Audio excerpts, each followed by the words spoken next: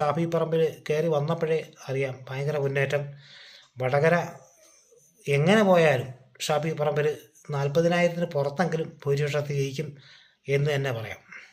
അപ്പോൾ ഇടതുപക്ഷം ഇതുവരെയും സീറ്റൊന്നുമില്ല. ഇടതുപക്ഷം 12 സീറ്റൊക്കെ പറഞ്ഞിട്ടുണ്ട്, കാര്യം ശരിയാണ്. അപ്പോൾ 7 എണ്ണം ആയി. ഇനി നമുക്ക് നേരെ കാസർഗോഡ് പോകാം. കാസർഗോഡ് ഉണ്ണിത്താൻ പിടിച്ചെടുത്തൊരു മണ്ഡലമാണ്. അത് ഇടതുപക്ഷത്തിൻ്റെ കോട്ടയാണെങ്കിൽ പോലും ഉണ്ണിത്താൻ നല്ല ഒരു ഇതൊക്കെ കാഴ്ചവെച്ച, അതുമാത്രമല്ല ആ മണ്ഡലത്തിൽ തന്നെ സ്ഥിരതാമസമാക്കി ഉണ്ണിത്താൻ അവിടെ പ്രവർത്തനങ്ങളുള്ള ഒരു മണ്ഡലം കൂടെ ആയതുകൊണ്ട് ജനങ്ങൾക്ക് ഉണ്ണിത്താൻ്റെ ഇഷ്ടവുമാണ്. അതുകൊണ്ട് തന്നെ ഉറപ്പായിട്ടും കോൺഗ്രസ് ജയിക്കാം എന്ന് വിശ്വസിക്കാവുന്ന, കോൺഗ്രസിനെ കണ്ണടച്ച് വിശ്വസിക്കാവുന്ന ഒരു മണ്ഡലം തന്നെയാണ് കാസർഗോഡ്.